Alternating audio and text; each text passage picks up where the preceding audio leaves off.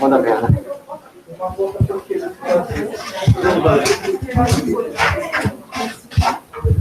Deixa eu só testar aqui. Vamos.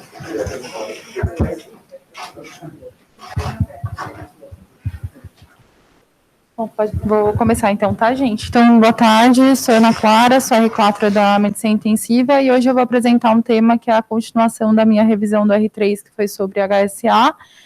E então o tema vai ser vasoespasmo e isquemia cerebral tardia. É um tema um pouco mais denso, então eu optei por fazer pequenas partes aí, dividir introdução, profilaxia, e no final vai ter uma partezinha aí mais prática, né, para a gente conseguir resumir as coisas. Então, em relação a alguns pontos que a gente tem que ter em mente aí para prosseguir com a aula. Então, só lembrando um pouquinho da hemorragia subaracnoide, né, ela é responsável por 5 a 10% dos casos de AVC, acomete mais mulheres com uma faixa etária em torno dos 50 anos, com taxas de fatalidade entre 25% a 50%, que vem reduzindo ao longo dos anos por conta do tratamento mais precoce dos aneurismas, né, prevenindo o ressangramento, e por acometer uma população mais jovem, acaba acarretando numa alta morbidade. Dentre as complicações, né, no contexto da HSA, as que mais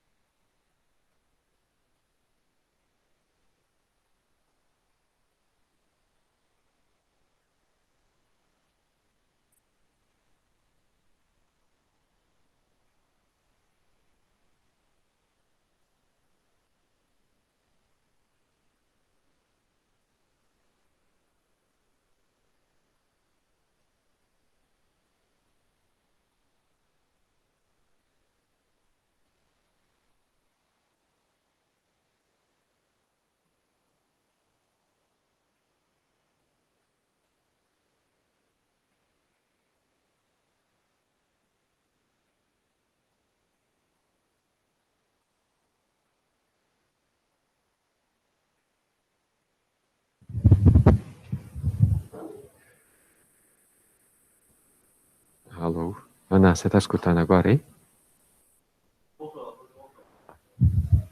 Desculpa. É o jeito que eu estava falando? Alô? Ah, tá. Então, e só a ocorrência, então, mostrando que só reduzir a ocorrência de vasoespasmo não tem uma relação diretamente proporcional ao estabelecimento de melhores prognósticos. E por que isso acontece na prática, né? Porque ao longo do tempo a gente foi percebendo que não é só o vasoespasmo responsável pela isquemia cerebral tardia. No processo, eu vou fechar esse xizinho aqui, tá? Só um instante, então. No processo fisiopatológico da isquemia cerebral tardia, hoje em dia a gente entende que existem outros fatores fora a ocorrência do vasoespasmo em si. Então, quais são eles, né? Inicialmente, a exposição a presença de sangue, né, no espaço subaracnoide acaba levando a uma produção de espécies reativas de oxigênio, que vão levar a um desequilíbrio entre substâncias vasoconstritoras como a endotelina e uma redução do óxido nítrico e promovendo assim a ocorrência do vasoespasmo. Mas não é só isso, a gente sabe também que tem a ativação plaquetária com formação de microtrombo de microtrombose, causando assim um prejuízo na microcirculação, que também corrobora para uma redução do fluxo sanguíneo cerebral. E, além disso, existem fenômenos não relacionados à ocorrência vascular no contexto da isquemia cerebral tardia, como, por exemplo, as ondas de isquemia cortical, né? Ondas de despolarização de isquemia cortical. Então, vários trabalhos aí em animais e até mesmo em humanos que compararam o EEG com com oxigenação tecidual cerebral, mostraram que podem ocorrer ondas de despolarização neuronal por conta desse desbalanço de potássio, cálcio, que acabam ocorrendo em virtude da isquemia, em virtude de desbalanço da autorregulação cerebral pós-HSA, que acabam levando a ondas de despolarização, e nesses momentos a gente acaba tendo isquemia neuronal e dano neurológico. Então, a gente vê que não é só o vasoespasmo em si, outros processos fisiopatológicos estão envolvidos. E, além disso, também outros fatores estão correlacionados com a ocorrência, então, do dano isquêmico, né, da isquemia cerebral tardia. Então, isso vai depender se o paciente tem anastomose arterial, se ele tem circulação colateral, se ele tem como que está o débito cardíaco, como que está a pressão arterial sistêmica, a pressão de perfusão cerebral, e aí esse complexo de coisas que vai determinar qual vai ser o grau de isquemia que esse paciente vai sofrer. E não só ali, teve vasoespasmo, reduziu o calibre, pronto, e é isso. Sempre que a gente fala também do vasoespasmo, a gente acaba falando sobre o tempo, né, a janela do vasoespasmo, que é aquele período onde os pacientes estão mais expostos, onde existe a maior ocorrência do período de vasoespasmo e isquemia cerebral tardia. Esse é um trabalho clássico publicado lá em 1978, que eles compararam o somatório dos calibres de vasos intracranianos sobre o somatório do calibre dos vasos extracranianos, artéria carótida interna para a região extracraniana, e complotaram isso num gráfico ao longo do tempo. E o que eles viram, né? Que tinha 120 arteriografias realizadas, eram mais de 400 arteriografias realizadas em 120 pacientes. O que eles identificaram? Que o período onde você tinha maior redução de calibre de vaso intracraniano acabava ocorrendo entre mais ou menos do 3º ao 12º dia, com o pico em torno do 6º ao 8º dia, mais ou menos. Nesse trabalho, eles também já identificaram que quem tinha um calibre menor de vaso, né, quem tinha mais vasoespasmo, acabava falecendo mais do que quem não tinha. E que em torno mais ou menos de 2 semanas, isso acabava retornando ao normal. Então, por conta disso que a gente tem esse conceito, né, de que a janela de ocorrência do vasoespasmo é entre do 3º ao 14º dias pós-HSA, tendo um pico aí entre o 8º e o 12º dia. Bom, em relação aos fatores de risco, né, então tem como a gente predizer quem tem maior risco de evoluir com isquemia cerebral tardia? Existem alguns fatores associados. Então, um deles aí, né, um fator que é unânime nos trabalhos é a gravidade do sangramento. Então, como foi nesse trabalho aqui do professor Klassen, de 2001, que ele comparou achados tomográficos com ocorrência de isquemia cerebral tardia. E o que ele encontrou foi que, de acordo com certos aspectos do sangramento, os pacientes evoluíam com mais isquemia cerebral tardia, sendo que os fatores mais associados era a presença de coágulo preenchendo cisterna ou fissura e a hemorragia biventricular. Inclusive, foi por conta desse trabalho que foi proposta a modificação dos critérios da classificação de Fisher para predição de DCI através dos critérios tomográficos, sendo que os pacientes, então, que têm o maior risco de evoluir com DCI pela classificação do Fisher modificado, são aqueles que têm coágulo em cisterna ou fissura associado à hemorragia biventricular. A gravidade clínica também é algo que, pelo menos pelo que eu li, assim, tinha vários trabalhos que falavam que se correlacionava com a ocorrência de DCI, né? Então, quanto pior o envolvimento, o acometimento neurológico através do WFNS, anti-RES, enfim, Glasgow, que isso teria correlação direta, mas tinha trabalhos que já falavam o contrário, então fiquei meio assim, meio em cima do muro. Mas o que foi proposto aí em 2015, para tentar associar a apresentação clínica junto com o Fisher modificado, né, a gravidade do sangramento, foi criada essa escala aqui de Vasograde, que foi tentado ser validado nesse trabalho aqui, que eles pegaram uma corte retrospectiva de pacientes e compararam como que o paciente estava neurologicamente, junto com a gravidade do sangramento, e plotaram eles aqui nessas escalas, sendo que verde seria quem tem um baixo risco, né, um cometimento neurológico mais leve, o amarelo intermediário e o vermelho quem tinha qualquer WFNS 4 ou 5, independente do sangramento. E que eles fizeram essa classificação meio que para a gente ter um guia para nosso grau de monitorização, exame de imagem, enfim, o quanto que a gente vai investigar DCI, vasoespasmo nos doentes. O que eles encontraram? Nos grupos, o grupo verde, 15% dos pacientes evoluíram com isquemia cerebral tardia, no amarelo 19% e no vermelho 37%. A sensibilidade, nos pacientes, né, no verde, os pacientes mais que teriam HSA de melhor prognóstico, vamos dizer assim, teve uma sensibilidade de 100%, enquanto no amarelo e no vermelho já foi mais razoável, principalmente para o vermelho.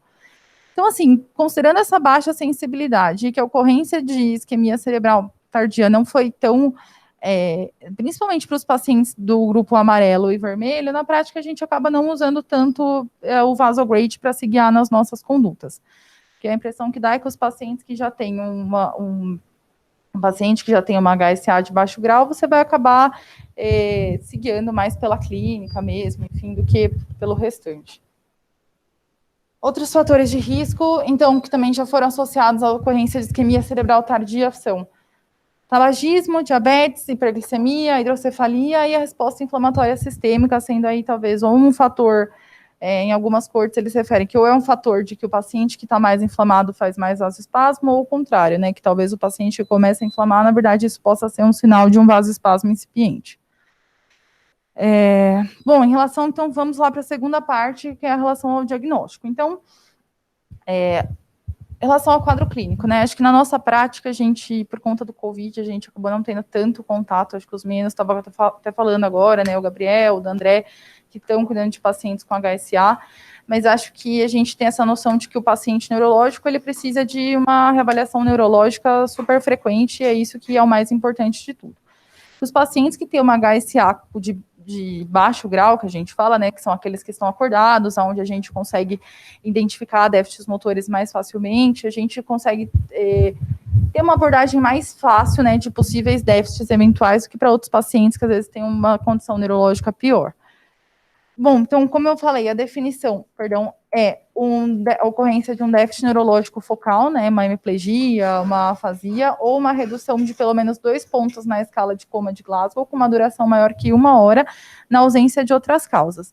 Por que isso? Porque pelo menos 2 pontos e maior do que 1 hora, porque os pacientes, eles podem ter flutuações no nível de consciência que são transitórias, né, então às vezes o paciente está Glasgow 13, às vezes ele está 12, às vezes está 13, então tem que ser algo mais duradouro e mais relevante e persistente, né, e é muito importante que quando o paciente, a gente está lá acompanhando o nosso paciente, ele está acordadinho, aí fez uma hemiplegia, é muito importante que a gente descarte outras causas, que também podem causar deterioração neurológica tardia, mas que não necessariamente são DCI, vasoespasmo. Então, o quê? se o paciente teve um ressangramento, se ele está fazendo uma hidrocefalia, se ele tem um distúrbio do sódio, se ele está infectado. Então, geralmente, a tomografia nesse contexto, como eu vou falar depois, ela vai ser importante para a gente, se for fazer uma angiotomo, rastrear se identificar se tem vasoespasmo ou não, mas também para a gente excluir outras causas, né? E lembrar que 10 a 20% dos pacientes podem acabar tendo infarto cerebral de maneira completamente assintomática e descobrir isso aí posteriormente em outra situação. Bom, e aí agora vamos para um assunto aí que é um pouco mais, assim, o Doppler transcraniano, né? Então, assim, na nossa prática, a gente vê aí bastante Doppler transcraniano, vê, às vezes, pessoas que costumam pedir de todos os dias, Doppler transcraniano, enfim, depende do serviço, então eu quis trazer algumas coisas aqui para a gente poder entender e discutir. Então, mais ou menos desde a década de 80 que o Doppler transcraniano vem sendo estudado para ser utilizado como um rastreio de vasoespasmo num contexto de UTI, né? E isso é baseado em quê? Que através da janela transtemporal, suboccipital, a gente consegue identificar os vasos do polígono de Willis, né? Então, cerebral anterior, cerebral médio, posterior, e que uma redução, baseado no princípio de que uma redução do calibre do vaso vai levar a um aumento da velocidade do fluxo sanguíneo, com isso a gente consegue ter uma avaliação, uma predição indireta da ocorrência de vasoespasmo. Os grandes benefícios são de que é um método não invasivo, é rápido, na beira do leito, não precisa de contraste, aquelas coisas todas que a gente já sabe do ultrassom. Um dos primeiros trabalhos que avaliou isso, na verdade, esse foi o trabalho que descreveu aí o início do Doppler transcraniano no começo para a avaliação de vasoespasmo, foi esse trabalho do professor Aslit, de 1984, que ele comparou velocidades de artéria cerebral média e de cerebral anterior, velocidades de fluxo sanguíneo de artéria cerebral média e de cerebral anterior com arteriografia, ou seja, ele correlacionou o vasoespasmo, aumento de velocidade em Doppler com vasoespasmo angiográfico, não com clínico, mas o que ele identificou foi que vamos lá aqui. Sim. As bolinhas pretas aqui, ó, essas bolinhas petitiquinhas pretas que estão preenchidinhas, eram os pacientes que tinham vasoespasmo angiográfico. E a gente vê que aqui, para a cerebral média, elas se juntaram todas para uma velocidade acima de 120, mais ou menos, centímetros por segundo. Já para a cerebral anterior, ficou uma coisa mais dispersa, né? Não teve um valor assim, não teve uma associação direta. E aí, baseado nesse trabalho e muitos outros, o Doppler transcraniano foi sendo muito usado aí, muito estudado ao longo das últimas décadas para cá como um possível rastreio de vasoespasmo. Nessa revisão sistemática aqui de 2001, publicada na Stroke, eles fizeram um levantamento da sensibilidade do Doppler transcraniano para a cerebral média e para a cerebral anterior, baseado em todos os trabalhos aí que foram, em vários trabalhos publicados entre a década de 80 e 90, que foi quando bombou de publicação sobre isso. Para a artéria cerebral média, o que eles encontraram, que é um método que tem uma sensibilidade de mais ou menos de 67%, né, quase 70%, mas com uma alta especificidade de 99%, e um valor preditivo positivo de 97%, ou seja, né, a chance do paciente ter um negativo, um Doppler negativo e ter um vasoespasmo angiográfico através de arteriografia é muito pequeno. Para a cerebral anterior, todos os dados foram menores, e na prática a gente vê que a gente acaba usando mais para a cerebral média e para a basilar, como eu vou mostrar posteriormente. Porque a maioria dos trabalhos para a cerebral anterior mostraram essa dispersão de dados, a gente não consegue correlacionar tanto. Talvez por conta da incidência ultrassonográfica e talvez também por a ACA ter mais vasos colaterais, ser um vaso mais ramificado.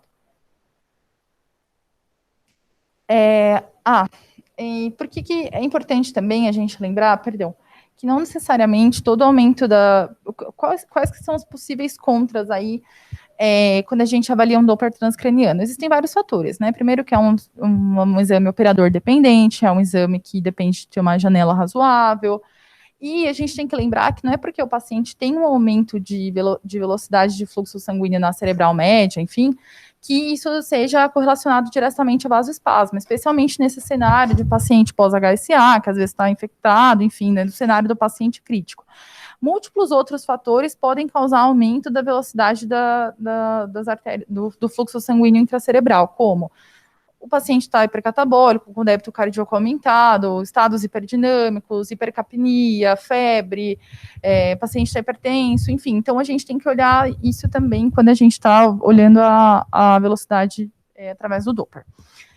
E aí, além disso, também o que pode ocorrer, né, é aquela hiperemia hiperemia reativa, onde os vasos acabam tendo um aumento do fluxo sanguíneo, peri-HSA, e baseado nisso foi proposto o índice de Lindegar aí na década de 90. O que é o índice de Lindegar, né? Então, se a gente lembrar lá do efeito de Bernoulli, quando a gente tem um ponto de obstrução ao fluxo, nesse ponto pós-obstrução, a velocidade vai ser maior. E no ponto anterior e no ponto posterior, né, a velocidade é menor. Baseado nisso, então, Lindegar comparou as velocidades de fluxo sanguíneo na artéria cerebral média e fez uma relação com a velocidade de fluxo sanguíneo na carótida interna, a porção extracraniana, a porção proximal da carótida interna. E, enfim, até ia trazer os dados, mas achei que ia ficar uma coisa muito doida, mas assim, o que ele encontrou foi que, quando você tem sempre essa relação, vai ser maior do que 1, já que o vaso é maior do que a cerebral média é menor do que a carótida interna. Então, sempre vai ter algum grau de aceleração de fluxo. Mas que, quando você tem uma relação que seja menor do que 3, ou seja, o fluxo aqui é até 2 a 3 vezes mais rápido do que na cerebral, do que na carótida interna, provavelmente isso deve se tratar de uma hiperemia, ou o paciente está fazendo aumento de velocidade por algum outro motivo. Quando essa relação já é maior do que 6, ou seja, o fluxo está acelerado 6 vezes em relação ao fluxo extracraniano, muito provavelmente teve uma boa relação com a ocorrência de vasoespasmo angiográfico. E essa relação entre 3 a 6 é um risco intermediário. Então, a gente utiliza o índice de Lindegar como um a mais na avaliação do Doppler transcraniano. Uma coisa que essa sensibilidade para a detecção de vasoespasmo, que mostrei na revisão no índice de Lindegar, é importante lembrar que elas foram relacionadas com vasoespasmo angiográfico e não com isquemia cerebral tardia, né? Nesse trabalho aqui de 2009, que também é do professor Classen, se não me engano, trabalho de Colômbia, o que eles identificaram? Então, eles correlacionaram aqui velocidade de Doppler com ocorrência de isquemia cerebral tardia, que no fundo é o que a gente mais quer saber, né? Que é o que vai alterar desfecho para o paciente, enfim. E o que eles encontraram? Que aqui para a cerebral média, que qualquer pico de velocidade acima de 120 centímetros por segundo teria uma sensibilidade de 63%, ou seja, 40% dos pacientes que tiveram isquemia cerebral tardia acabaram que não atingiram essa velocidade de 120, que é o que a gente costuma usar na prática. E que quanto maior é a velocidade, ou seja, quando batia mais que 180 centímetros por segundo, você perdia em sensibilidade, mas ganhava em especificidade. Isso é correlacionado para a isquemia cerebral tardia. Bom, então, de tudo isso, acho que esse é o slide aqui que eu gostaria que vocês guardassem mais, de acordo com a minha interpretação. Seguinte, o que eu assimilei de tudo isso aí? Primeiro, não existem trabalhos, assim, eu não encontrei, pelo menos, né, trabalhos que compararam desfechos entre fazer Doppler todos os dias ou não para os pacientes, tanto que esses trabalhos aqui tinha lugar que fazia Doppler todos os dias, tinha trabalho que fazia só se o paciente tivesse alguma deterioração neurológica, e também não encontrei do tipo, vamos induzir hipertensão, vamos tratar DCI só por velocidade de Doppler, porque tem um Doppler alterado. Isso não encontrei, então isso basicamente não existe. O que eu acho que a gente pode incorporar para a nossa prática do Doppler transcraniano que é um método prático, né, que talvez sirva como rastreio de vasoespasmo para aqueles pacientes de alto risco e que talvez aquele paciente que tenha um Doppler muito alterado, eu tenha uma vigilância maior sobre ele. E quais valores que principalmente eu entendi que a gente tem que considerar. Então, ele é altamente específico. Então, se ele tem um Doppler negativo, velocidade baixa, muito provavelmente esse paciente não está tendo vasoespasmo. Para valores muito altos, esse paciente já tem um risco bem maior. E incorporar o índice de Lindegar junto, pensando que no contexto aqui dos pacientes que a gente acaba cuidando, né, que eles têm múltiplos fatores para terem aumento de velocidade de fluxo sanguíneo cerebral. Também outros dados aí que o consenso de Doppler transcraniano fala, também para a gente lembrar, se você tiver uma simetria muito importante de fluxo entre os vasos, e se você, porventura, está fazendo algum segmento de velocidade, o paciente tem algum aumento abrupto. mas o que eu gostaria que a gente lembrasse mais é esses extremos, né, e que não tem, pelo menos não encontrei nenhum trabalho aí que fale do tipo, vamos, porque às vezes a gente vê aqui na nossa prática, né, aumenta a pressão tanto porque o fluxo tá tal, isso não encontrei. E aqui, né, então, assim, tudo isso que eu falei foi principalmente validado para cerebral média, mas, posteriormente, começaram a fazer trabalhos sobre Doppler transcraniano num contexto de vasoespasmo de fossa posterior, sendo que foi algo bem até semelhante aqui. Ele tem nesse trabalho aqui de 2006, eles encontraram que tem uma sensibilidade, opa, perdão, deu um tilt aqui. Que, em relação à sensibilidade para correspondência, né, com vasoespasmo angiográfico da artéria basilar, ele tinha uma sensibilidade com uma especificidade boas, né? As velocidades que foram avaliadas nesse estudo era uma velocidade da basilar maior que 70 centímetros por segundo e maior que 85. E aqui também, assim como tem o índice de Lindegar, foi proposto nesse trabalho o índice de Solstil, né, que era você também correlacionar velocidade de basilar com de vertebral extracraniana para detectar aí meio que gravidade de vasoespasmo. Esse trabalho mostrou que, aqui sim, ele mostrou que teve relação não só com vasoespasmo angiográfico, mas ele mostrou também que tinha alguma correlação com isquemia cerebral tardia. Mas a gente vê que ainda assim não são valores tão maravilhosos assim, né? Então, no final das contas, parece que o Doppler parece ter mais uma predição para vasoespasmo do que para isquemia cerebral tardia na basilar, assim como na cerebral média.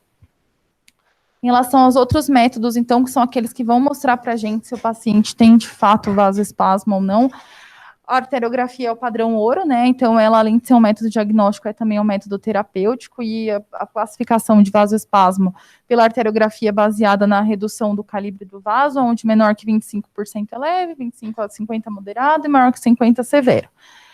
Algumas desvantagens da arteriografia, né? É um método já que é menos disponível, um método mais invasivo, necessita de um operador experiente, o paciente acaba recebendo uma quantidade maior de contraste, uma quantidade maior de radiação, e é um exame não funcional, né? Você identifica que tem a região de vasoespasmo, mas ele não avalia a região de perfusão. E o que a gente vê muito aqui na nossa prática é de novo, né? Que a gente a tomografia disponível atualmente na maior parte dos serviços, é um método rápido, disponível, recebe menos contraste do que a artério, e que tem nos trabalhos aí que avaliaram, ele tem em média uma sensibilidade entre 80% a 90% quando comparado com a arteriografia, uma especificidade em torno de 93%, 95% pelo que eu vi. O que ele pode acabar causando, às vezes, é uma superestimação do grau do vasoespasmo, porque dependendo da maneira que ocorre o corte tomográfico, pode ocorrer de você ter uma subestimação do calibre do vaso e achar que, na verdade, o vasoespasmo é mais grave do que de fato, seria identificado numa arteriografia. E, hoje em dia, existem softwares que permitem também que a gente avalie, juntamente na tomografia, as áreas de perfusão cerebral, meio que como se fosse um SMET lá da ressonância, onde você consegue estimar fluxo cerebral, fluxo sanguíneo cerebral, volume sanguíneo cerebral, tempo de trânsito do sangue, para determinar quais áreas ali, né, no contexto do vasoespasmo, qual área está sofrendo isquemia, qual área está ainda sofrendo isquemia para aquela área que já foi de fato infartada. Isso poderia ajudar a gente até nas nossas intervenções terapêuticas, né? Em relação aos outros métodos, aí existe um mundo de possibilidades aí em relação a diagnóstico de imagem. A gente poderia fazer angiorressonância, ressonância com difusão-perfusão, assim como para AVC, PET. A literatura fala várias coisas, mas eu quis trazer o que seria mais prático e comum para nós. E existe também a questão da monitorização multimodal, que também é um mundo à parte, né? Mas, assim, então, achei que ia ficar um pouco too much para nós aqui. Mas, assim, lembrar que esses pacientes podem ser monitorizados com vídeo EEG continuamente, existe descrição de alterações eletrocardiográficas relacionadas à maior ocorrência de vasos eletroencefalográficas lá no SAMA, né? Tudo eletrocardiograma. Alterações do eletroencefalo relacionadas à ocorrência de vasoespasmo, taxa de oxigenação tecidual cerebral e microdiálise. Mas isso aqui achei que ia deixar a gente muito doido. E aí, vamos para a parte da profilaxia, né? O que tem evidência aí que a gente pode fazer, que tem associação com melhores desfechos pós-HSA. Então, o clássico, né, dos clássicos que eu até trouxe aí na outra aula, mas eu quis trazer de novo, né, para vocês lembrarem. O Lelê gosta de perguntar nas visitas, aí os R3 podem falar. Mas o que a gente acabou usando na prática é o nimodipino, foi a única medicação dentre muitas que foram avaliadas aí no contexto de pós-HSA em relação a desfechos, pensando aí nas propriedades vasodilatadoras da nimodipina, que ela atravessa a barreira hematoencefálica, bloqueia o fluxo de cálcio, que isso poderia reduzir dessa maneira o vasoespasmo. O trabalho original lá, o primeiro trabalho foi de 1983, do professor Allen, que comparou pacientes que receberam 0,7 mg/kg de nimodipino com placebo por 21 dias, e aí foi detectar que seus pacientes tinham menos vasoespasmo clínico, né, isquemia cerebral tardia, e os desfechos funcionais relacionados. Entre os grupos não teve diferença de ocorrência de evento, eles tiveram praticamente o mesmo número de evento, mas quem tomou nimodipino saiu mais funcional do que quem não tinha tomado. Não sabiam explicar direito muito bem por quê, mas parece que essa correlação do bloqueio do influxo no canal de cálcio pode ter algum efeito neuroprotetor. Posteriormente, veio em 1989 o British Aneurysm Nimodipine Trial, que mostrou o quê? Que também usou nimodipino, agora 60 mg 4 horas por 21 dias, e aqui eles viram se reduzia a ocorrência de infarto cerebral e desfecho funcional. E viu que a nimodipina ela reduziu tanto a ocorrência de infarto cerebral, assim como reduziu, e como teve os pacientes tiveram melhores desfechos funcionais. Mas também sem diferença na taxa de eventos, assim como o trabalho do professor Allen. Aqui, né, mostrando que os pacientes realmente tiveram, a gente tinha um maior número de pacientes com boa recuperação do que no grupo do paciente do placebo.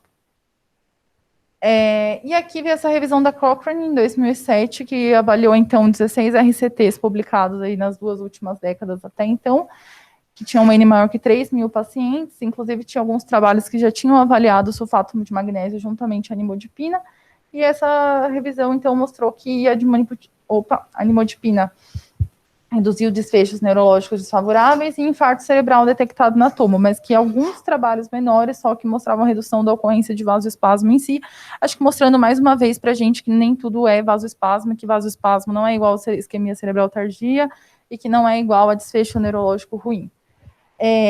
Só lembrando, nesses trabalhos, os pacientes, a nimodipina teve um perfil de segurança bom, poucos pacientes evoluíam com hipotensão. Na nossa prática, a gente até discutiu isso na aula, mas na outra revisão, mas o que eu relendo os trabalhos é que eles de fato suspendiam, né? Nem que baixavam a dose, não, eles, pelo menos no trabalho do Picard, eles suspendiam a nimodipina se o paciente fazia hipotensão persistente. Só que ao longo do tempo vieram 1000 outros trabalhos com muitas outras substâncias aí para serem estudadas em relação à prevenção de vasoespasmo e isquemia cerebral tardia, que foram baseadas em trabalhos fisiológicos, trabalhos em animais, e tinha até muitos outros trabalhos menores nos centros mostrando que algumas substâncias tinham melhores desfechos, redução de vasoespasmo. Uma das substâncias que mais foi estudada foi o magnésio, também por conta do seu efeito potencial de bloquear influxo de cálcio, propriedade vasodilatadora. E aí, uma coisa que comumente acontece, né, quando foi lá para os randomizados, mostrou que não teve melhora de desfecho funcional, nem de ocorrência de isquemia cerebral tardia, usar magnésio EV quando comparado com o placebo. Nem no iMesh, que foi o trabalho de 2010, e nem no MESH2, que foi o trabalho de 2012, que foram os maiores randomizados aí que avaliaram o uso de magnésio. Então, atualmente, usar magnésio como profilaxia de isquemia cerebral tardia não é recomendado em nenhuma diretriz aí, nenhum dos guidelines. Algo parecido aconteceu com as estatinas, tem muito trabalho com todas as estatinas possíveis, em doses múltiplas, várias doses de estatina. Também pensava-se que as estatinas, por inibir a HMG ou a resultase, ela teria um potencial efeito de diminuir espécies reativas de oxigênio, diminuir a inflamação, e com isso melhorar, reduzir microtrombose local. Então, ela foi muito estudada em múltiplos trabalhos menores relacionados ao uso de estatina num contexto de prevenção de vasoespasmo e DCI. E assim como o magnésio, aqui, esse foi o STASH, que foi um trabalho publicado na Lancet de 2014, que comparou simvastatina com placebo para mais de 800 pacientes, né, com início precoce pós-HSA, e que mostrou também que não teve melhora de desfecho funcional. Aqui tinha uma questão que o STASH tinha um perfil de onde a maior parte dos pacientes tinham HSA Fischer 1 ou 2, aí ele foi um pouco criticado, porque achava que os pacientes talvez não tivessem tanto benefício, porque não eram pacientes menos graves. Então, posteriormente, foi publicado o trabalho chinês, que comparou simvastatina em dose mais alta com simvastatina 40 miligramas, e era um perfil de pacientes onde a maioria era HSA Fischer 4, era paciente com HSA Fischer 3, Fischer 4, e acabou que aqui também não teve diferença em desfecho funcional. E, por fim, veio essa revisão de 2017, que juntou vários trabalhos, eles pegaram 6 RCTs e 2 cortes prospectivas e avaliaram que até em alguns trabalhos teve redução de ocorrência de vasoespasmo, mas que não houve redução de desfecho neurológico, não houve melhora de desfecho neurológico, e assim, dessa maneira, atualmente a estatina também não é indicada para que a gente use de maneira rotineira aí no contexto de HSA. Essas não foram só as únicas medicações que foram avaliadas, né? A gente tem muito trabalho nesse contexto, se vocês tiverem curiosidade, tem de tudo. Então, Clazosentan, que é um vasodilatador, aspirina, Menoxa, corticoide, nenhuma das outras medidas, né? Angioplastia profilática, que a gente vai falar um pouquinho sobre angioplastia, terapia do triplo H, também não existe evidência de que nada disso possa melhorar os desfechos funcionais dos pacientes, a gente acaba não usando na prática, a gente usa a nimodipina. E aí, em relação ao tratamento, né, que acho que é a parte aí que vocês devem se interessar mais. Então, assim, por muito tempo, né, desde a década de 70 para cá, se acreditou muito no tripé, né, que era o triplo H, que era hemodiluição, hipervolemia e hipertensão, que foi avaliada tanto de maneira profilática, né, como eu mostrei ali antes, que também mostrou que não teve redução de desfecho e não teve melhora de desfecho, os pacientes tinham muita complicação por hipervolemia, então não é usada de maneira profilática, e também foi avaliada como uma possível intervenção para os pacientes que faziam isquemia cerebral tardia. Então, aqui nesse trabalho lá do professor Kessel, de 1976, ele já tinha descrito que dentre 58 pacientes que tiveram vasoespasmo sintomático, né, isquemia cerebral pós-clipagem de aneurisma, pós-tratamento de aneurisma, perdão, que 74% dos pacientes tinham recuperado do déficit após a hemodiluição, hipervolemia e hipertensão.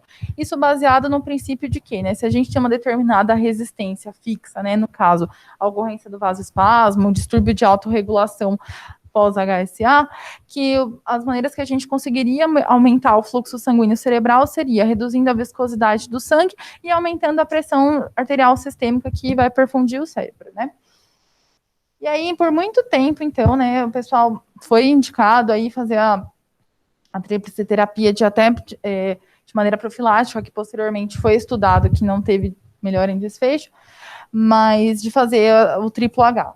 Porém, posteriormente, né, como todo mundo, a gente começou a ver que esses pacientes que faziam hipervolemia, eles tinham muitas complicações relacionadas a isso, edema agudo, congestão, infarto, e aí a gente começou a pensar, bom, e se a gente começar a analisar individualmente qual que é o ponto do tripé, qual dos 3 que faz mais efeito em perfusão cerebral?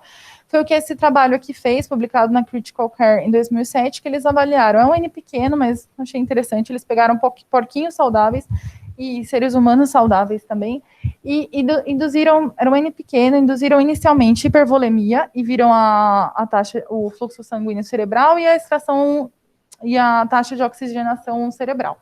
Então, aqui o único H era hipertensão, e aí a gente via que aumentava. Depois, quando eles faziam hipervolemia, que era a segunda parte do protocolo, reduzia. E isso eles tiravam a hipertensão, né? Deixava só o paciente hipervolêmico e hemodiluído.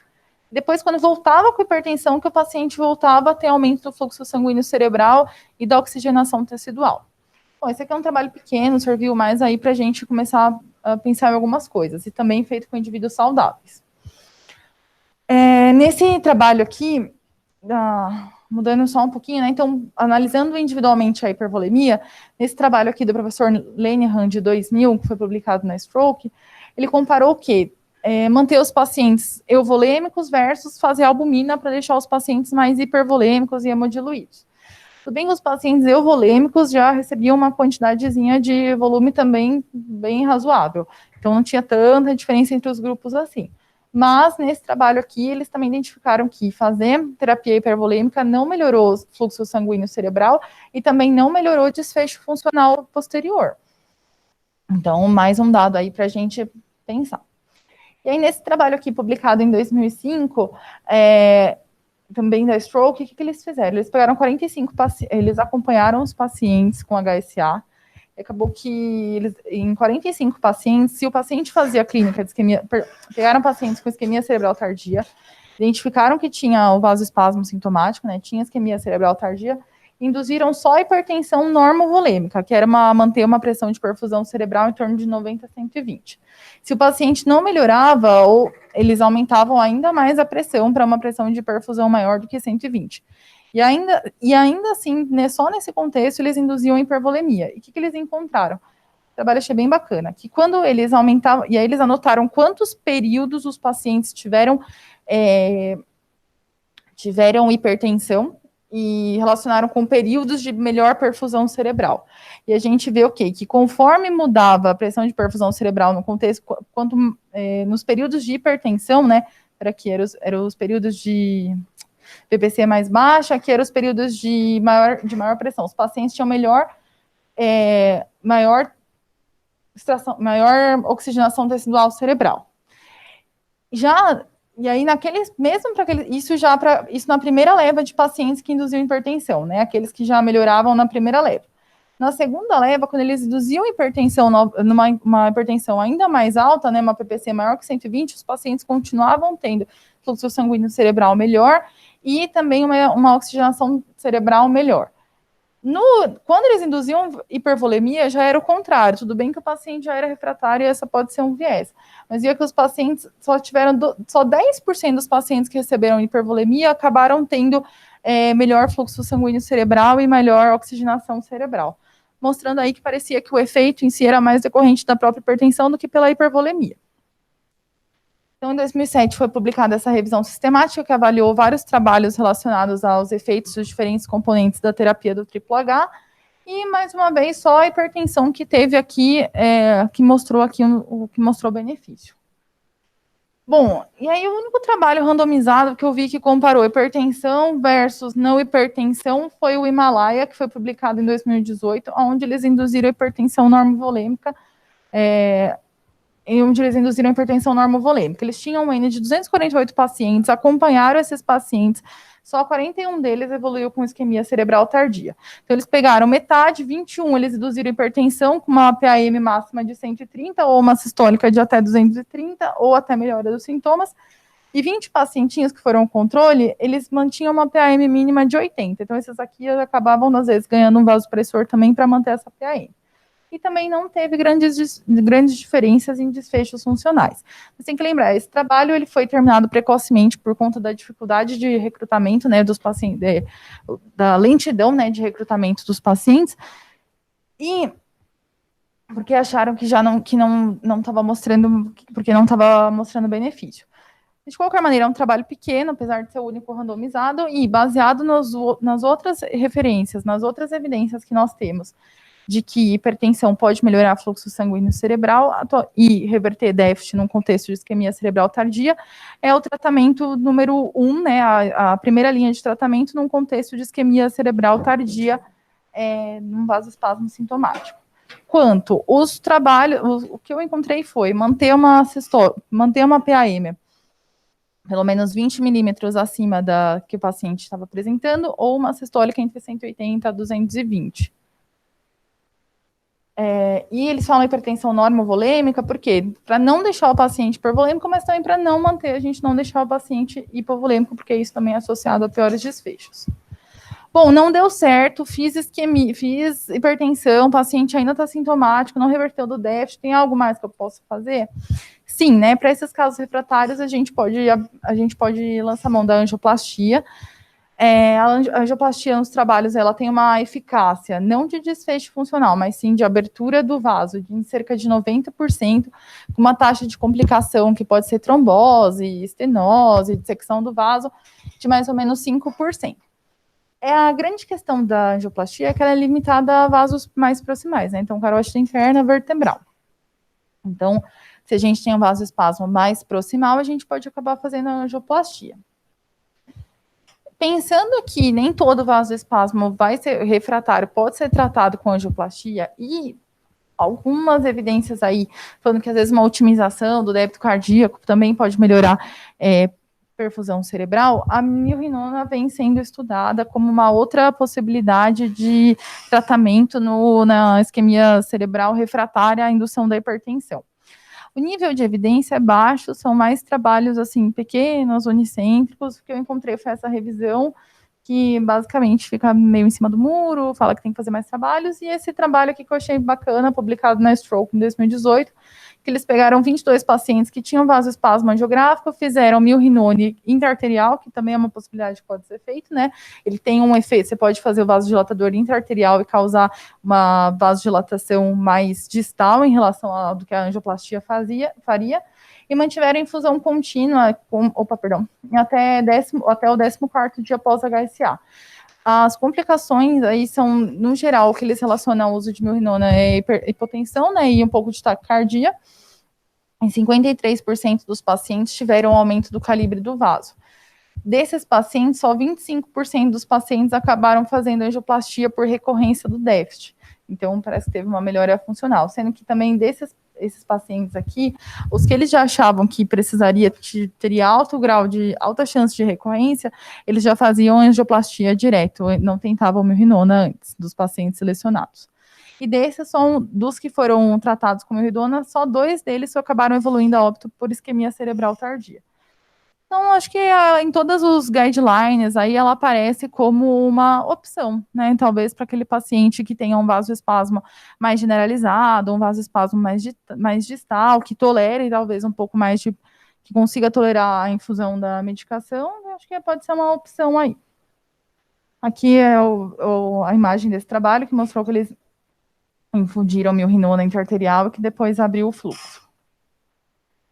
Temos as terapias de resgate, que aí já é o refratário do refratário, né? Naquele momento vale tudo, que aí falam de nicardipina intratecal, balão de oclusão aórtico, meio que para fazer um diversor de fluxo para sistema nervoso central, balão intraórtico, hipotermia, mas tudo isso aqui já era um nível de evidência bem menor, aí eram relatos de casos descritos.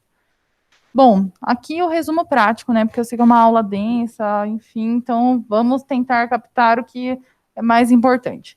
Então, o que eu espero que vocês levem como mensagem depois de tudo isso, que isquemia cerebral tardia é relacionada a principal causa de morbidade e mortalidade na era de abordagem precoce dos aneurismos, né, na HSA, que isquemia cerebral tardia não é sinônimo de vasoespasmo. Então, aquele paciente que você foi lá com R1, inventou de fazer um Doppler transcraniano, o paciente está acordado, aí veio lá com uma velocidade muito alta, talvez esse paciente não precisa, calma um pouco, vamos pensar, analisar, examinar o paciente, ver se isso está trazendo alguma repercussão para ele, e lembrar que não é só o vasoespasmo, que existem múltiplos mecanismos fisiopatológicos envolvidos na ocorrência da isquemia cerebral tardia. E o período que a gente tem que ficar mais em cima do paciente, procura de piora, é entre o 3º e o 14º dia, principalmente entre o 8º e o 12º, e lembrar que aqueles pacientes que têm mais sangramento têm o maior risco de evoluir com isquemia cerebral tardia posteriormente. No nosso manejo aí da prática, né, do nosso dia da UTI. Então, manter o paciente euvolêmico, né, evitar a hipervolemia, manter o paciente normoglicêmico, principalmente evitar a hipoglicemia, controlar a temperatura, corrigir distúrbio hidroeletrolítico, principalmente hiponatremia, né, tratar anemia e, se o paciente já tem aneurisma corrigido, tolerar a hipertensão.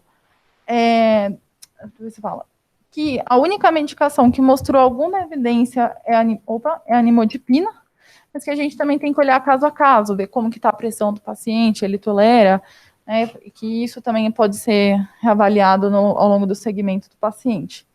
E que o mais importante que era que a gente tem que ficar em cima dos pacientes, examinando, vendo se ele tem alguma alteração neurológica nova.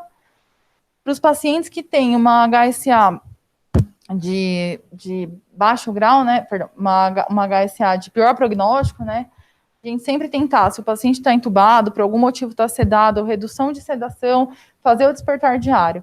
Lembrar que o Doppler transcraniano é um método de rastreio e não de diagnóstico, e talvez o paciente que tenha uma velocidade mais alta fique ainda mais em cima dele, e às vezes eu acabo até fazendo enfim, talvez uma imagem, mas que o Doppler não fazer intervenções só baseado no Doppler. Aqui, né, no plantão, se o paciente abriu um déficit novo, ou ficou mais rebaixado, persistiu, coletar exames, ver como está o sódio, se o paciente está fazendo febre, se está com HB de 4, enfim, ver se tem alguma outra causa que possa estar causando esse déficit. Tomografia, não tem nada, não ressangrou, está zerada, induzir hipertensão, tolerar aí um aumento de pelo menos maior que 20, 160 a 220, tem lugar que fala de massa histórica de 180, enfim. Avaliar, o paciente permanece com déficit? Não. Se o paciente melhorou só com isso, a maioria dos lugares fala para a gente manter a hipertensão normovolêmica e desmamando droga devagar em 24 a 48 horas.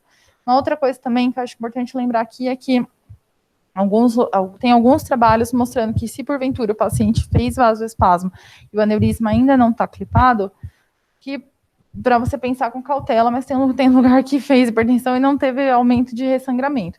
Mas acho que isso, né, dá um pouco de medo. Não, o paciente... Opa! Induzir hipertensão. Vou identificar o vasoespasmo. O que está causando isso, né? Angiotomo, arteriografia. O Doppler pode dar uma noção, né, se o paciente foi para angiotomo ou para artéria, tem um vasoespasmo focal, está refratário, a gente pode pensar em angioplastia. Se o paciente tem um vasoespasmo muito difuso, muito distal, talvez a gente pode pensar no milrinone. Espero que vocês tenham gostado e é isso.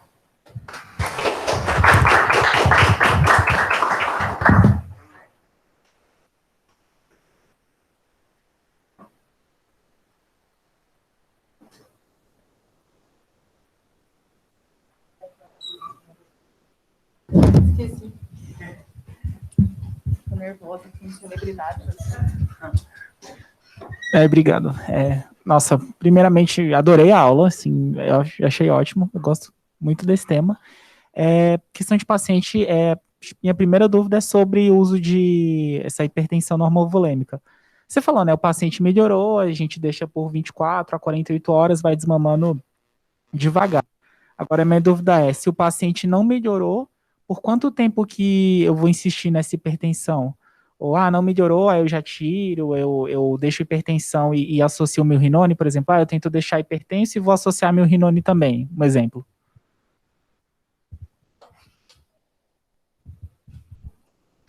Olha, Gabriel, para te falar bem a verdade, eu não li especificamente assim, né? O que eu vi foi para você tentar manter uma pressão de perfusão cerebral mais alta e associar o milrinone. Agora, há quanto tempo eu vi que eles falavam isso, tolerar pelo menos 24 horas para ver se vai ter alguma melhora. Tinha lugar que eu vi lá que consideraria refratário só se fosse após 24 horas de terapia de hipertensão.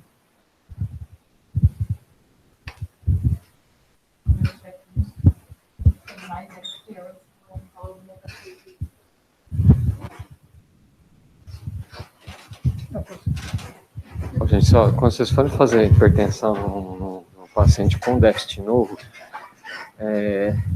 não espere que ele melhore rápido, né? Ele não vai melhorar rápido, né? Quase nenhum paciente desse vai demorar lá seus 40, 60 minutos para ter algum grau de melhora, né? Quanto tempo deixar se ele não melhorar, não responder, essa é uma ótima pergunta, Gabriel. Assim, acho que cada um vai te falar uma resposta. Eu, pessoalmente, eu volto atrás, né? Agora o problema é o seguinte, você fala, vamos subir 20 milímetros de mercúrio. Às vezes não é isso que o dente precisa, né? Você vai pegar alguns guidelines, por exemplo, da American Heart, você começa até a chegar a 120 de IPAM, né? Então, nesse momento, talvez seja o momento de você fazer isso mesmo, subir bastante a pressão, só para o seu 120, o dente não reverteu, ou se ele reverteu, pode ir baixando lento progressivamente, né? É assim que ele reverteu o déficit, ou melhorado o déficit. Mas acho que assim, não tem uma resposta precisa, né? Eu, pessoalmente, eu começo a baixar, deu 1 hora, 2 horas, já começo a baixar a pressão de novo.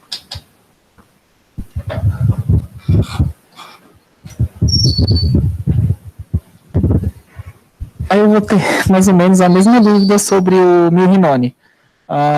Assim, principalmente quando você faz, nem sempre a gente tem disponibilidade de fazer intra-arterial mesmo, eu vejo muitas vezes deixando venoso, né, assim, deixa venoso.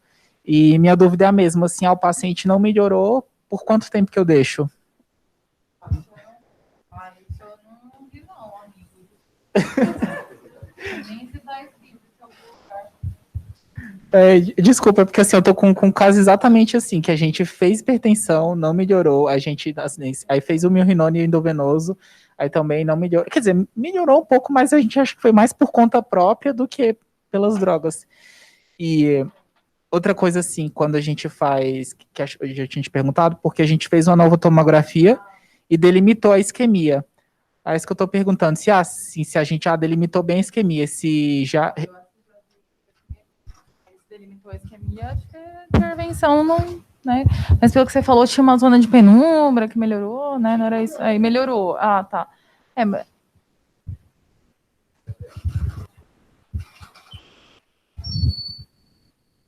Essa história de que eu estou falando de esperar isso 1 hora, 2 horas, assim, você tem que pensar em termos de escalonamento, né? Você fez a tomografia, o dente tem um déficit novo, não tem nenhum sangramento novo, não tem área delimitada, você subiu a pressão, ele não melhorou, existe a possibilidade de você levar o dente para arteriografia de novo e torcer para ser uma coisa localizada e ser angioplastar, né? Se for difuso, injetar local, ou mirinona, nitrentipina, nicardipina, ou papaverina, nitroglicerina, e aí vai, né? Mas só é que assim, a gente, fora do horário comercial, no horário comercial já vai ser difícil conseguir. Fora da área comercial, eu diria que vai ser extremamente difícil conseguir fazer arteriografia para dilatar a artéria. Após 16 horas. A gente viu que foi 16 horas sexta-feira. Não conseguiu. Antes das 9, depois das 16, 2 horas de almoço. Juntando aí o caso que o Gabriel falou, acho que que o Marcelo falou, assim, o guideline lá da Stroke, ou mesmo você pegar o europeu, tem o da Sociedade Americana de Neurocritical Care, todos eles põem uma trava ali em 120, 130. Quando você pega os trabalhos, o pessoal leva mais do que isso de média. Então, ele vai a 140, 150. Tem um detalhe nisso. Você tem capacidade de ficar do lado do seu paciente e ver o que está acontecendo? Legal. Não. Tá UTI Covid, aquela zona, trava ali no seu 120. Putz, levei para 150. Não teve nenhum efeito adverso. 2 horas depois, o paciente está melhor? Legal, segue o jogo. Putz, não está melhor. Acha que dá para melhorar alguma coisa? Sei lá, se tem eco, tem alguma coisa que você fala, putz, será que se eu melhorar o débito cardíaco, se tiver o efeito ali vasodilatador? E de novo, milrinone aqui no HC, você matar uma cabra, atravessar, falar, fiz sacrifício, chega lá no encore, consegue milrinone, ok, mas se não, no centro cirúrgico acho que tem, mas em outros lugares... deve estar... Isso. Deve estar para vencer. Aquelas coisas. Putz, tem vários relatos de casos com dobuta, então não é nenhuma heresia. Mesma coisa, melhorou? Dobuta é mais fácil, melhorou? Legal. Segue o jogo. 24 horas depois eu começo a reduzir. Não melhorou? 2, 3 horas depois, se é dobuta eu tiro ou desmamo, se eu cheguei numa dose muito alta, Milrinone tem aquele esquema meio esquisito, né? Aquelas doses 0,325, 0,750, né? Aí segue o protocolo lá das 24, 48 horas, mantém e tira, mas esse, bom, o paciente com HSA é o paciente que você vai ficar do lado dele, independente de qualquer coisa, né? Então, acho que clínico, melhora neurológica, é o que você quer ver, assim, é clínico, aquilo que o Marcelo falou, não vai melhorar rapidamente, né? Então, às vezes... eu geralmente não passo dos 20 micro... Se o paciente tolerar, né? Por isso você vai ficar do lado do paciente. Kedobuta, milrinone, você liga e já triplica, já deixa nora concentrada, que senão você vai expandir ele com nora, né? Milrinone é aquela desgraça toda que você... Se ele não tá com nora, ele vai ganhar, se ele tá com nora, ele vai triplicar, quadruplicar. Com raras exceções, né? Às vezes você dá milrinone, ele tem um miocárdio tão atordoado ali da própria HSA que melhora tudo e às vezes você até diminui dose de droga. Mas basicamente é isso, não tem muita... Tudo que... Mesmo a hipertensão, o Himalaia, eu estava até vendo, mas eu não consegui ver aqui. O Himalaia, como ele não conseguiu pacientes, ele fez uma meta-análisezinha ali dos... E aí você pega a meta-análise do Himalaia, os randomizados são randomizados com 4 doentes, né? 2 sim, 2 não. É super raro você conseguir um N ali de HSA com essa monta para você falar, putz, eu tenho grande evidência para fazer. Então, mesmo usar hipertensão, mesmo usar qualquer uma dessas coisas, ou mesmo hoje que estava discutindo na visita, né? As coisas que a gente pode jogar dentro de uma DVE quando você tem para melhorar, nitrocruciato, nimodipina, os outros vasodilatadores. Tem gente que joga streptokinase. É tudo meio invenção, assim, 2, 3 casos que você tem. E geralmente você pensa nisso na hora que você gradua o prognóstico que esse paciente tem, né? Você fala, puxa, se você olha, você fala, olha, já tem isquemia delimitada. Tamanho dessa isquemia, o que essa isquemia está causando, o que você acha que vai estar, se a isquemia é compatível com o quadro clínico que o paciente tem, só, olha, o paciente tem uma hemiparesia à direita, ele tem isquemia à direita também. Espera aí, é frontal, não é área eloquente, não é, o que está acontecendo? E se for possível, leva esse paciente para artério, ver, que acho que é o melhor caminho, né? Dependendo do tempo que ele tem de evolução. Acho que era isso, mais ou menos.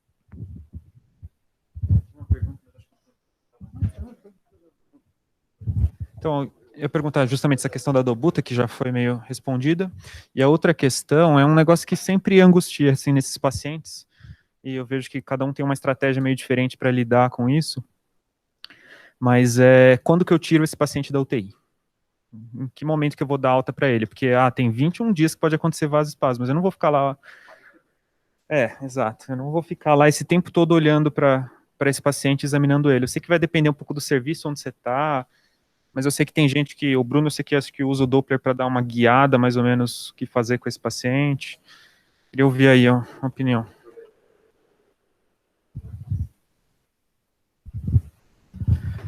Putz, na verdade eu não tenho não,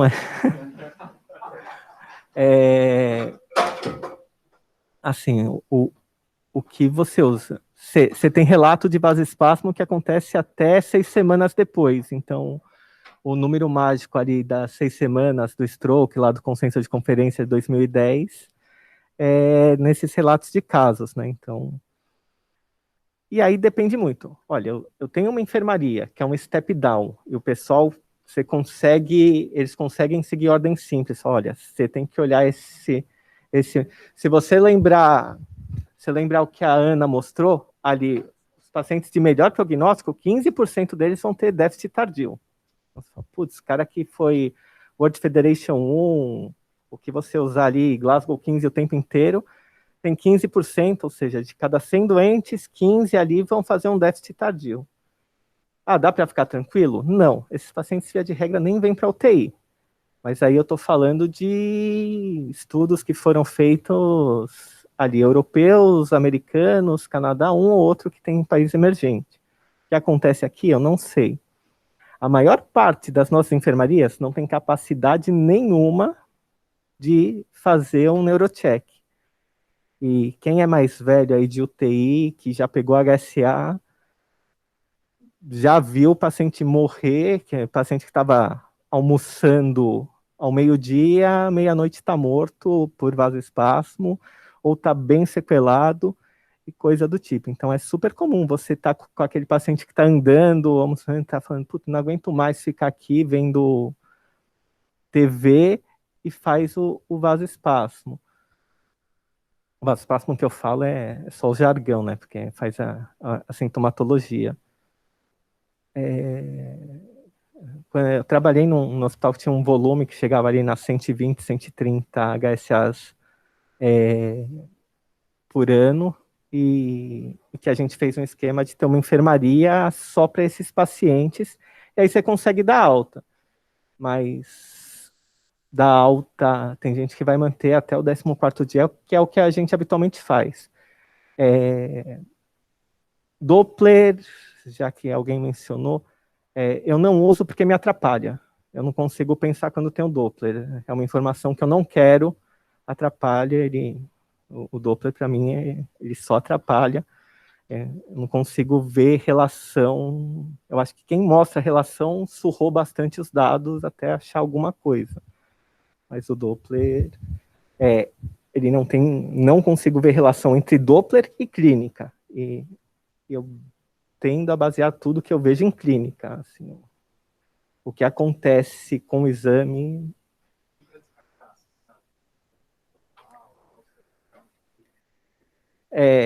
Vou falar de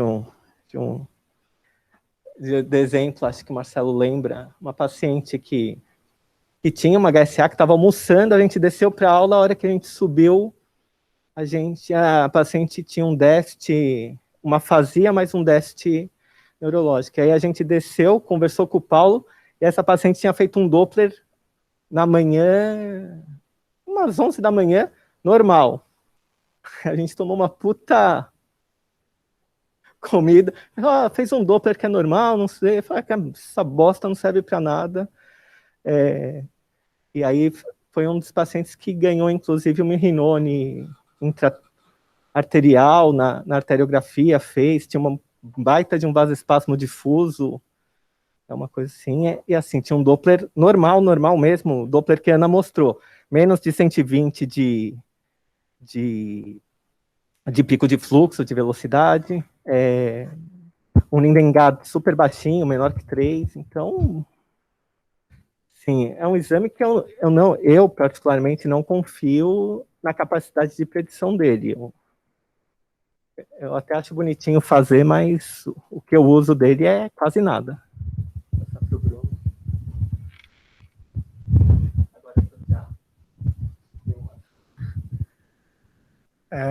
Acho que o HSA é uma doença, assim, é uma doença muito nossa, né, do intensivista aí conduzir, e mesmo as formas mais leves até as formas mais graves, né. Eu gosto do Doppler nesse caso que a gente está pensando em dar alta, mas o que a gente tem que lembrar? A sensibilidade dele não é 100%, né, então até o Marcelo puxou ali, a sensibilidade é em torno de 66%. Então, acho que eu jamais usar para guiar terapêutica é um exame que você pode usar nesse contexto. Aqui no HC eu não vejo por que usar, porque eu não daria alta para ninguém. Antes do não, é verdade mesmo, não vejo por que não daria alta. Talvez em pacientes com o World Federation 4, 5 pacientes em coma, que você não tem como acessar, tem alguma alteração no exame clínico, você quer dar uma olhada antes de fazer uma angiotomo, sei lá, alguma coisa para você fazer beira-leito assim, não acho que é um exame para fazer seriado que você pode fazer besteira, né? Bom, dito isso, acho que as perguntas do Gabriel, não tem jeito fácil aqui de manejar HSA, então a gente saiu do 3H profilático, com magnésio, estatina e nimodipina, para nimodipina agora, profilaxia, certo? Aí a gente viu que os 3Hs, dos 3, eles tinham seus efeitos colaterais, não funcionavam tão bem, então também a gente tem que induzir hipertensão. Eu, pessoalmente, eu acho que se o paciente não respondeu, você faz ali, você faz o teste com vasopressor, não respondeu em 1, 2 horas, tira logo. HSA, vamos lembrar que os fatores de risco para ter HSA é mulher, a partir dos seus 40, 50 anos, hipertensa e com fator de risco cardiovascular. Então, não é infrequente você ter efeito colateral de induzir hipertensão e de hipervolemia nesses pacientes. Fazer Takotsubo, já vi acontecer, já vi paciente entrar em edema agudo quando tentou induzir hipertensão. Então, acho que a gente tem que ter isso em mente. Não é uma terapia inócua do ponto de vista sistêmico, né? Mas é o que dá para fazer muitas vezes. E muitas vezes o paciente já está hipertenso, né? Ele já está com 120, 130 de média. Aí o que você faz? Não sei, vai ter que seguir outras estratégias. Mas lembrando que a resposta não é imediata, né? Você precisa de 1, 2, 3 horas ali para ver se tem algum ganho. Isso nos pacientes que estão acordados, que você consegue examinar. Milrinone aí o nível de evidência já cai mais. Para noradrenalina a gente tem estudos randomizados pequenos, né? E a gente vê que o benefício talvez não exista, né? Quando a gente faz estudo clínico. O Milrinone, a gente já vai para uma área mais de relato de casos, tem melhorias na prática. Eu, pessoalmente, eu já vi 2 vezes da gente tirar com 24, 48 horas e o doente piorar e morrer. Então, eu tenho medo na hora de retirar. Eu tenho muito medo em paciente que respondeu, que foi para arteriografia, injetou, dilatou, manteve o Milrinone. Aí, quando você tira, às vezes o paciente pode piorar. Então, eu sou um pouquinho mais conservador na retirada se ele tiver principalmente na janela do pico do vasoespasmo ali, tá? Pode recorrer o vasoespasmo sintomático, né? E ter a isquemia cerebral tardia. Então, Milrinone é isso. E a arteriografia, eu acho que vai depender muito de quem você tem no serviço, né? Aqui a gente tem gente que sabe fazer, mas não tem um sobreaviso, eles não são pagos para isso, então, às vezes você consegue que alguém faça fora do horário, mas eles não estão aqui para isso, né? Em teoria. A gente está de plantão.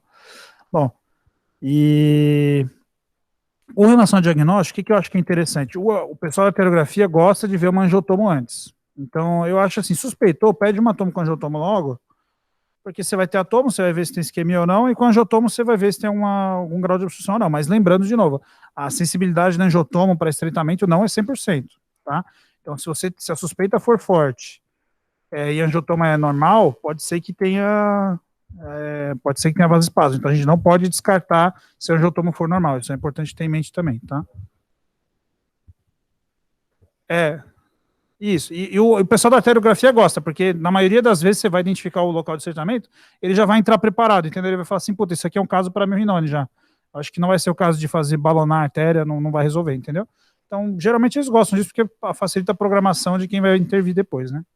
Então, acho que na prática, hoje em dia, suspeitou, é tomo com angiotomo, induzir hipertensão e aí levar adiante, né? Nossa, tá feia essa toma aí mesmo.